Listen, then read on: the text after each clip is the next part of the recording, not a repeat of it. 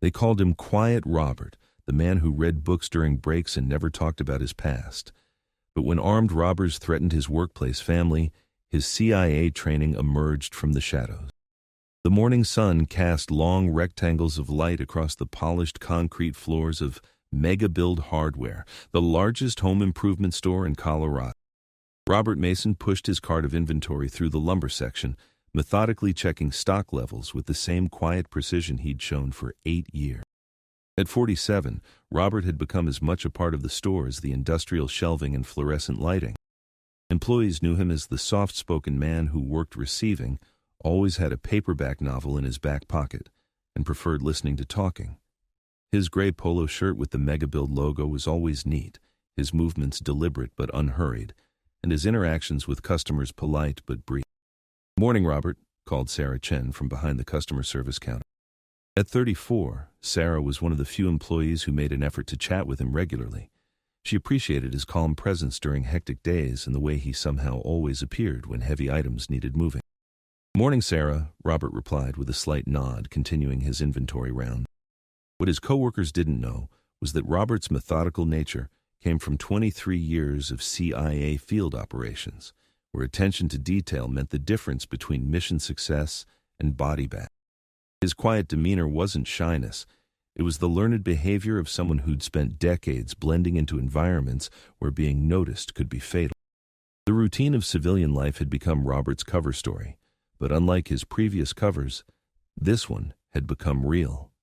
He genuinely cared about his coworkers, found satisfaction in honest work, and had discovered a kind of peace in the predictable rhythm of retail life. That peace was about to be shattered. Tuesday afternoon, Robert was organizing hardware displays near the front of the store when his trained instincts picked up something wrong. A man in a dark jacket had been browsing the tool section for 20 minutes, but his eyes weren't on the merchandise. They were scanning the store layout, counting employees, noting camera positions. Robert continued arranging socket sets while maintaining peripheral observation of the man. Average height, medium build, but there was something in his posture that spoke of controlled tension. His browsing pattern was too systematic, too purposeful for a casual shopper. When the man moved toward the customer service counter where Sarah was working alone, Robert quietly set down his inventory clipboard and followed. "Excuse me," the man said to Sarah, his voice pleasant but carrying an undertone that made Robert's alert instincts flare. "I need to make a return, but I don't have a receipt." "That's okay," Sarah replied with her standard customer service smile. "What item are you returning?"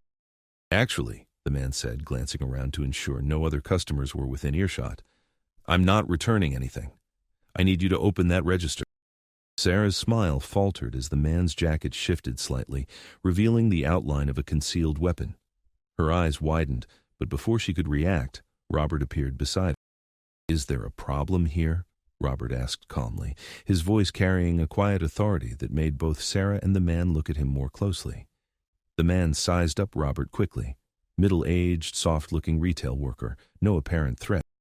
"Just having a conversation with the lady about a return." "I see," Robert said, moving slightly closer. "Sarah, why don't you help this gentleman with whatever he needs?" There was something in Robert's tone that Sarah recognized as instruction rather than suggestion. The man studied Robert's face, seeing nothing but helpful customer service.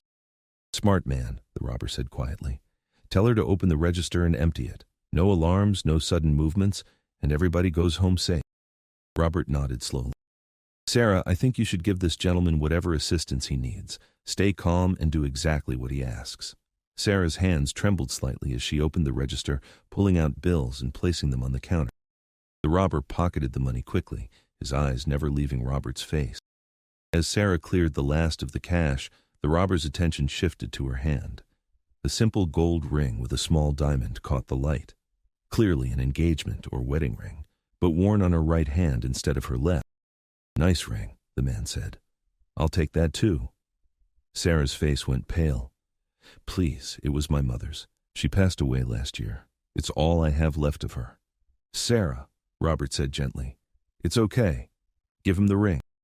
"But Robert, trust me," Robert said, meeting her eyes. "Give it to him."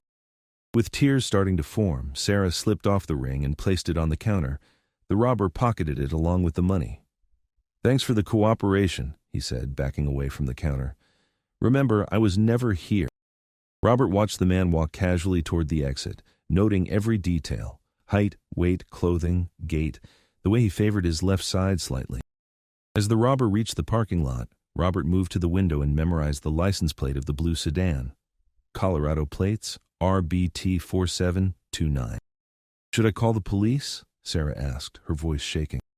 "Let's wait a moment," Robert said calmly. "Make sure he's really gone first."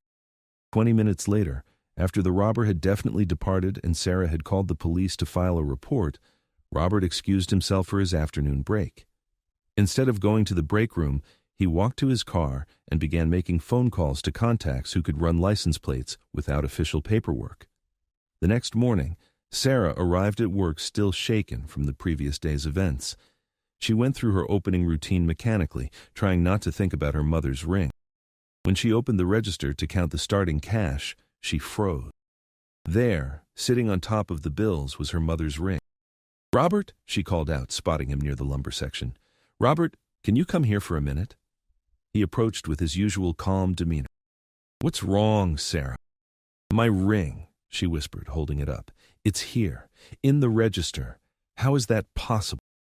Robert examined the ring as if seeing it for the first time. "That's strange. Are you sure it's the same one?" "I'm positive. This was my mother's. But how did it get here?" "Maybe the police recovered it faster than expected," Robert suggested. "You should call them and ask." But Sarah knew the police hadn't recovered anything. Someone had returned her ring, and she had a growing suspicion about who that someone might be. 3 weeks later, Robert was conducting his evening inventory when his old instincts kicked in again. This time, it wasn't a single suspicious individual, it was patterns. Small things that others wouldn't notice, but that spoke volumes to someone trained in surveillance and reconnaissance. A van had been parked across the street for 3 consecutive days, always with different people inside, but always maintaining visual contact with the store. Someone had been asking questions about the store's security protocols, posing as a potential customer interested in installing a similar system in their business. And most tellingly, employee schedules had been photographed when the manager briefly left them unattended on his desk. Robert recognized the signs of operational planning. Someone was preparing for something big. Using skills he hadn't employed in years, Robert began his own counter-surveillance.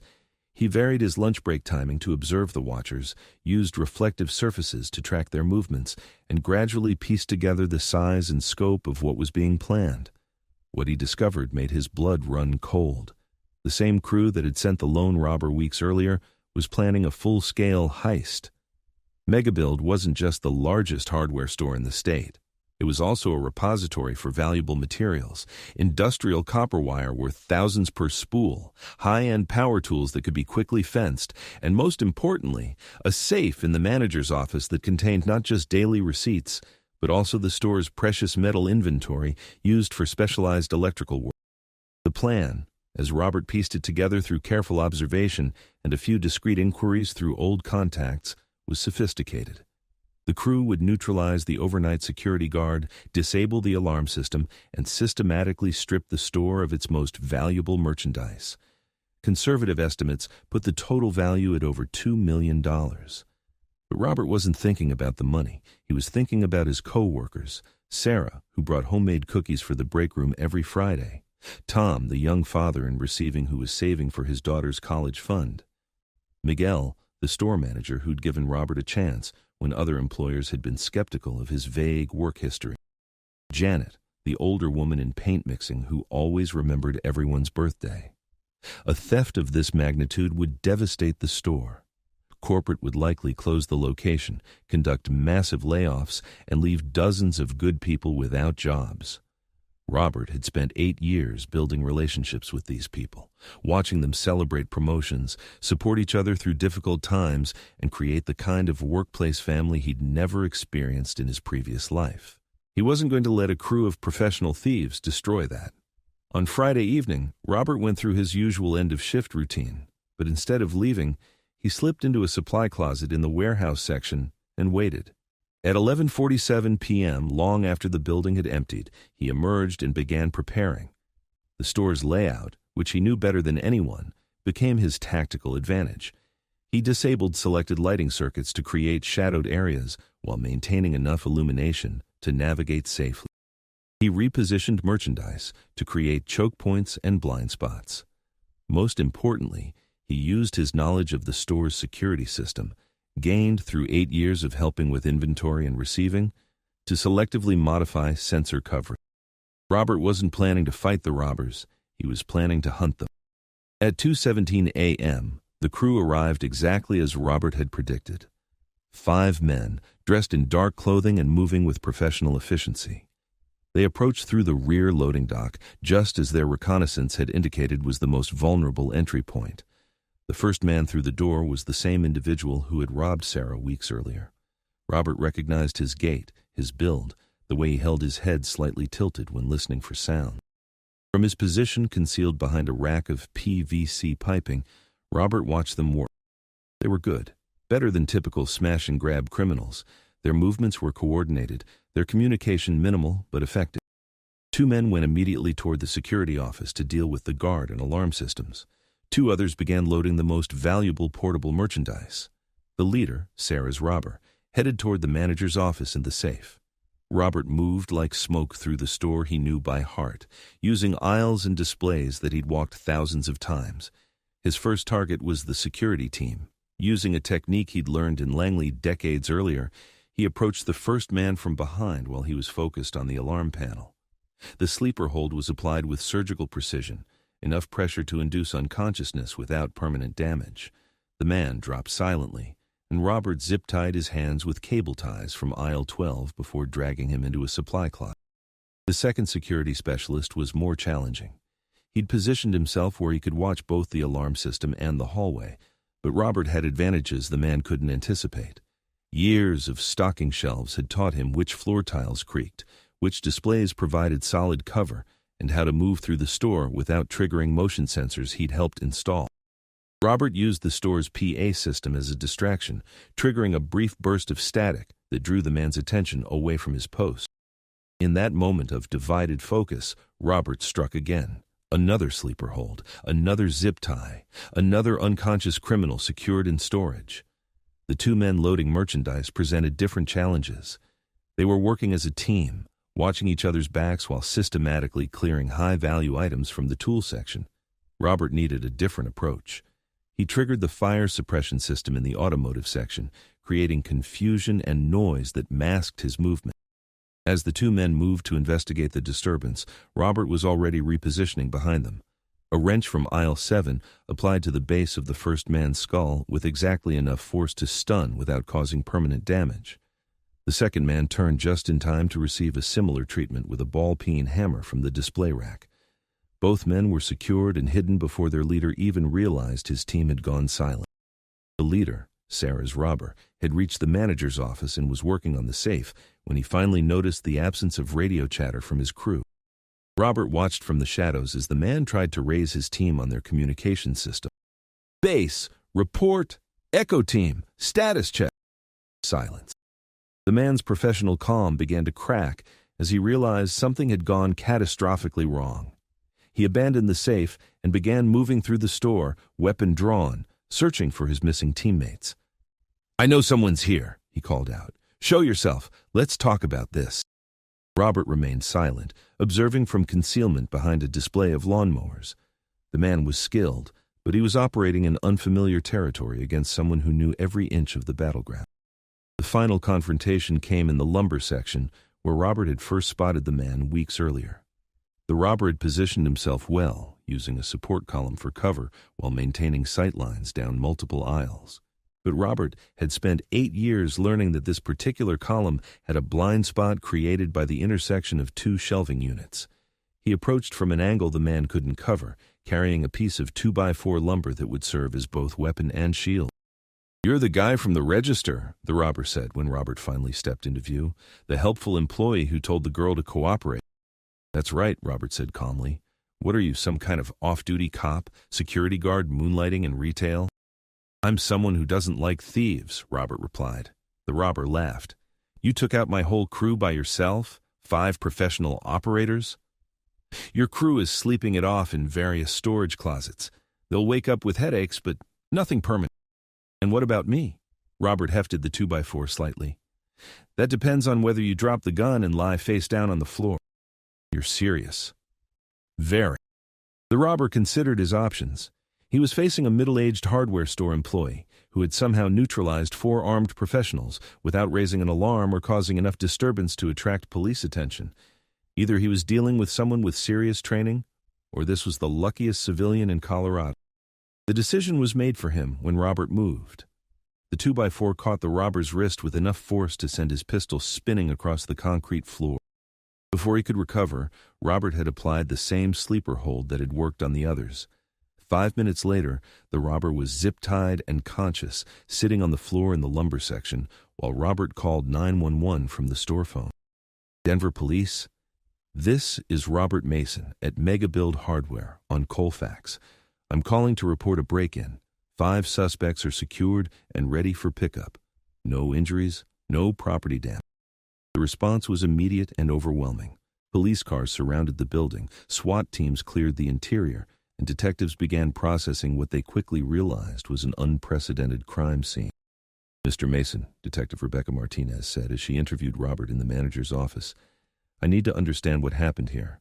5 armed professional criminals disabled by a single hardware store employee using zip ties and blunt instruments. This doesn't happen. They underestimated their target, Robert said simply. Sir, these men have extensive criminal records, military training, prison time, experience with armed robbery. The kind of people who don't get underestimated by civilians. Robert was quiet for a moment. Detective, I have experience in security. What kind of experience? The kind that's classified. Detective Martinez studied Robert's face, noting the calm confidence, the way he answered questions without unnecessary elaboration, the fact that he'd subdued 5 dangerous criminals without seeming to break a sweat. Federal? She asked quietly. A long time ago? CIA? Robert didn't answer, but his silence was confirmation enough. The story broke on local news by morning. Hardware store, employee foils major heist. By afternoon, it had gone national. Mysterious hero stops $1 million robbery. By evening, federal agencies were making discreet inquiries about Robert Mason's background. Robert arrived at work the next morning to find the parking lot filled with news vans and the store surrounded by reporters. Sarah met him at the employee entrance, her face bright with excitement and curiosity. Robert, everyone's talking about what you did. The police said you caught all 5 of them by yourself. Just doing my job, Robert said, but he knew his cover was blown beyond repair. Miguel, the store manager, appeared at Robert's shoulder. The district manager wants to talk to you. So does corporate security. And apparently, so does the FBI. Robert nodded. He'd known this moment would come eventually. Miguel, can I talk to you privately for a minute? They stepped into the break room, where Robert handed Miguel an envelope. What's this? Miguel asked. My resignation, effective immediately. Robert, you just saved the store. Corporate wants to offer you a promotion, probably a big one. Why would you resign? Because my time here is over, Robert said simply. And because staying would put everyone in danger. What do you mean? Robert looked around the break room where he'd eaten lunch for 8 years, where he'd listened to his coworkers' stories about their families, their dreams, their problems. Miguel, there are people who might come looking for me, people from my past. As long as I'm here, everyone who works here is at risk. So you're just leaving? It's better this way. Robert cleaned out his locker methodically, packing his few personal items into a small box. As he prepared to leave through the back entrance, Sarah appeared. You returned my ring, didn't you? She said quietly. Robert smiled slightly. Take care of yourself, Sarah. Where will you go? Somewhere quiet. Somewhere I can read books and not have to think about security protocols or threat assessments. Will we ever see you again? Robert paused at the door. Probably not, but remember that sometimes the most ordinary people are capable of extraordinary things. And sometimes the person sitting quietly in the corner is exactly the person you need when everything goes wrong. With that, he walked out into the morning sun, leaving behind 8 years of careful civilian life, and disappearing once again into the shadows where men like Robert Mason belong. The employees of MegaBuild Hardware would tell the story for years about the quiet man who read books, who never talked about his past, who returned a stolen ring in the darkness and saved their jobs by stopping the biggest heist in Colorado history. But they never saw Robert Mason again.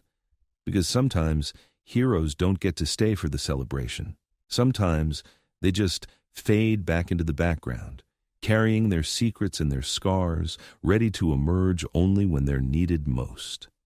And somewhere in America, in another quiet job in another ordinary place, a man who looks very much like Robert Mason is probably reading a paperback novel during his break, watching the world with eyes that see more than they reveal, ready to be exactly who he needs to be when the moment demands it.